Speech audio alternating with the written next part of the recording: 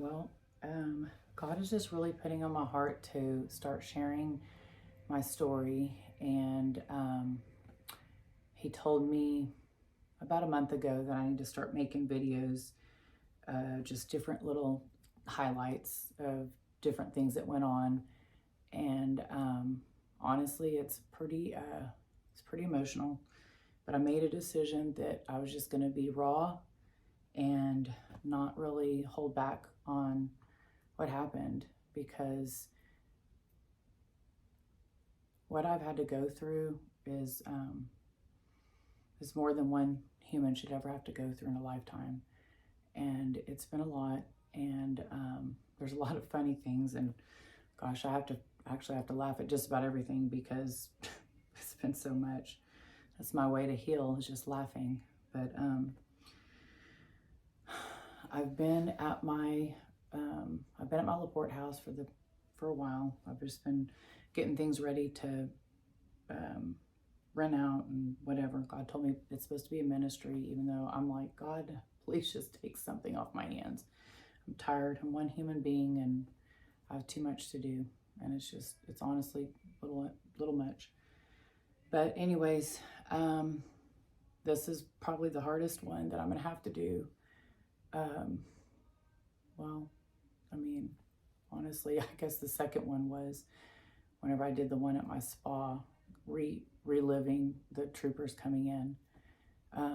So this one is about when I got Matthew's ashes back and his cross necklace.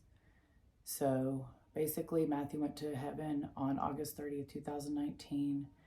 And the way I identified him was he wore a cross necklace. And by the time I got home, that's when I found out that there was a fire. And the only thing that survived the fire was his cross necklace, a piece on his golf bag that said Matthew, and 2 golf clubs. And that was hard. And then, I screamed a few days after he went to heaven. I was outside and I was just screaming to God, and I was just begging him to give me a sign that Matthew was with him, because by that point I'd probably heard God's voice 5 times in 20 something years. The first time was Matthew's birth. And so I just told God, I said, God, if you have him, you can tell me that you have him. Like, you can give me a sign, you can do something. And before I knew it, I just felt like this overwhelming peace come over my body. And when I opened up my eyes, I looked up in the sky and I see this cloud, and it looks like an angel in the sky with the cross over his chest. And I just knew that was God telling me he had Matthew. When I went inside, Cade had slept with this clinging cross, and he said, Mom, read the first verse. And the first verse said, when my eyes are dim and my mind is fuzzy, I need to feel your presence, Lord. And so there was that. Lo and behold, several months later, I end up realizing that Matthew's freckles on his face actually match the cloud in the sky. And so there was that. And then we saw his moon in his face in the moon those first few days. So anyways, fast forward, his celebration of life was about 7 or 8 days after he went to heaven. And on that day, that Saturday, so I guess it was, I don't know, he passed on a Friday, and then it was the following Saturday. So a week and 1 day. That morning before we went to the celebration of life, that's when we got the confirmation that his dental records had confirmed it was him. And so, so I actually spoke at a celebration of life, which was crazy because I had a fear of public speaking, and I literally stood up there and spoke because I knew I was supposed to. I knew I was supposed to. There's just been so much betrayal, so much hurt. I didn't even know, but that first week, whenever we lost Matthew, Robert's dad went to the crash site, and Robert got mad at him, and I didn't even know, but there was a lot of, I don't even know exactly what happened, but we lost Grandpa Bob too right then because of Robert getting mad, and like then we weren't allowed to be around him. So I lost Matthew and I lost Grandpa Bob, and our whole family used to always do everything together. So that's how it started. And then Matthew, his last few weeks in heaven, his last few weeks before he went to heaven, he stayed with Ashley and Kevin and their 4 kids. And Kevin actually came and spoke at Matthew's celebration of life. And then Kevin hosted a tournament for Matthew the next year, and he never gave me the money. So I lost that relationship because they spent Matthew's tournament money. A whole family's gone against me. It's been horrible. And I was talking to somebody the other day, and God has told me that I'm supposed to share because nobody should have to go through this. So I threw Ethan's wedding, or Ethan was getting married September 28, 2019. And that was the day that we got Matthew's ashes back. And people always ask me about my cross necklace, and this is just a duplicate. But on Ethan's wedding day, I remember I barely slept, and I was just like trying to get everything ready because we were having this reception of like 100 people, and I don't even know, people didn't show up to help. I was literally like working so hard. I barely had any help. And then Ethan was 21, Matthew was 21. And I don't even know, it's so much. But I get Matthew's ashes back and his cross necklace. And here's his cross necklace. And lately I've just been carrying it with me because this is my reminder. I said at his celebration of life, I said his death was not in vain.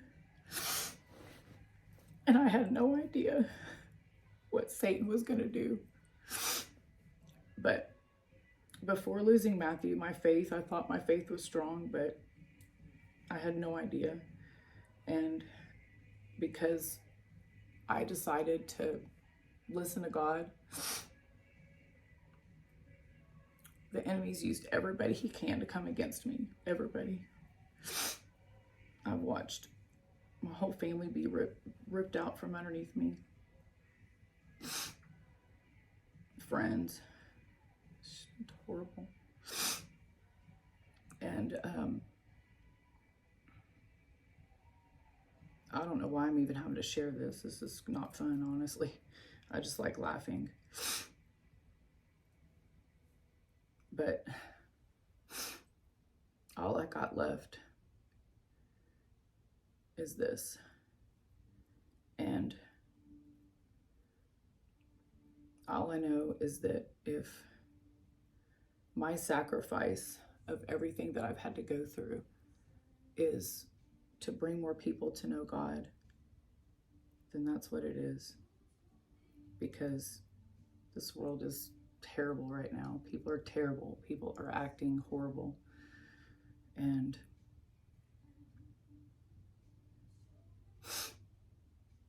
I've already lost everything that matters to me.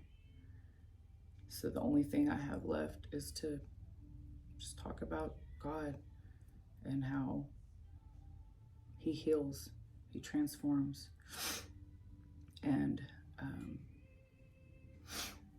I always just keep Matthew's necklace with me because this reminds me that my fight against the enemy is not for nothing.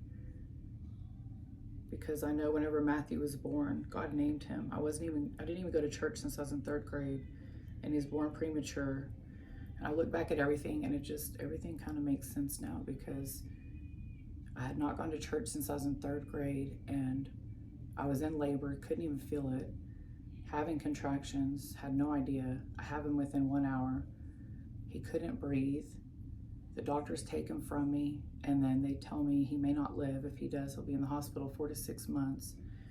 And then I go to sleep that night, and God speaks to me in a dream, and he says, your son will be fine. I want you to name him Matthew. Matthew means a gift from God. I never knew that, because I hadn't been to church since I was in 3rd grade, and I never heard that.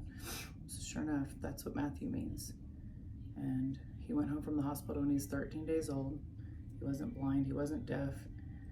And you know, now that I'm in my spiritual journey where I am, I just know that God knew this whole time. He's known everything. I mean, everything just makes sense. Me being adopted, being exactly like my parents, to Matthew's birth, to everything I've had to go through. And so yeah, so I carry Matthew's cross with me, because what Matthew's death was not in vain. And as I tried to keep him alive and keep his name alive, Satan just has tried to destroy me, honestly. But you know, the crazy thing is although I've lost a lot, I do see all the gifts that God gives me. He gives me a lot. And it's just this weird peace and joy that resides inside me. And I know that more things are coming. I know that there's restoration coming, but life's hard for everybody. And it's just really sad how people allow the enemy to use them to say and do hateful things. But anyways, I think the main thing, I think I got off track because I started thinking about too much. But also something else that I wanted to share, because a few days after Matthew went to heaven, we went and cleaned out his apartment, and he wrote this prayer list. And the cool thing about that was, I remember the day that I was telling him to write it out, and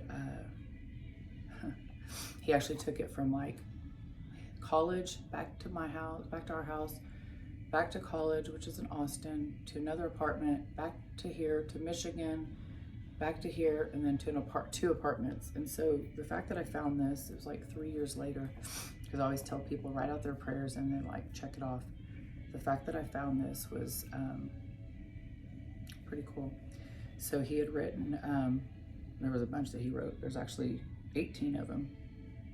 But what I thought was really cool was, lead me down the path, you know, I'll be happy. This is funny, find a really good girl. Actually, Elena was the girl that he was heading to go see, that he never made it to. Her and I are actually close. She's actually moving to Houston now. Forgive me of my sins. I want to make lots of money when I'm older. I love this one. I want to make lots of money when I'm older to live a happy, fun lifestyle with my family and help out my family. He was so loving. Be more connected with you. Help me decide what the future holds for me. Trust in you. Please help me let no one down and be an accomplishment. Matthew was just such a light and such a sweet boy. We would text and talk every day. So I miss him. It's been almost 5 years. Tomorrow's actually my mom's birthday. I miss my mom. I miss the family stuff that we used to do.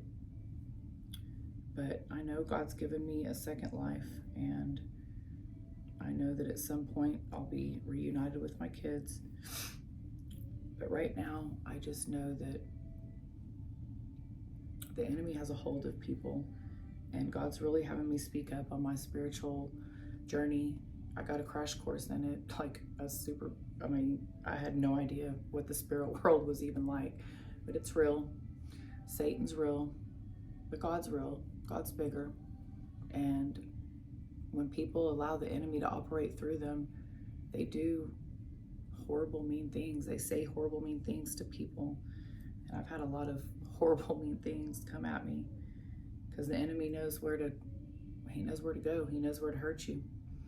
And God told me when COVID hit, God said, trust me, don't live in fear. I'm going to use you. I instantly felt better. And I was already at battle, but oh my gosh, when I decided to just surrender my whole life to God, because that was the only place that felt peaceful,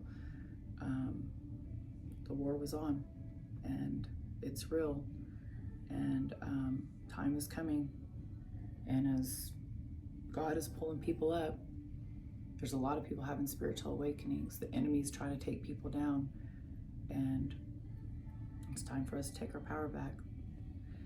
So anyways, I think that's it. I really don't even know. I don't even know if I did what God was telling me to do, because I just started thinking about Matthew, and it's kind of crazy. It's crazy to think that he was here one day and then he was just gone. Just like that. Just gone. And I literally, like, you can't get time back. You cannot get time back.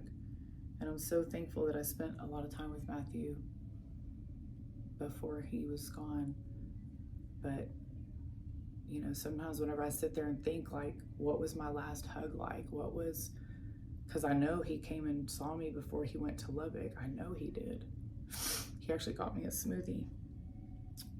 But I just wish I could remember what that last hug was like, because I don't. And you never know when it's going to be your last time to be with somebody, because we're not promised tomorrow. That's what's so sad about my kids going in and out of my life so many times. They know this. Satan's pretty awful. But I know God has a plan for all this, and I know that something good's coming real soon. So I hope you guys are having a good Sunday. Bye.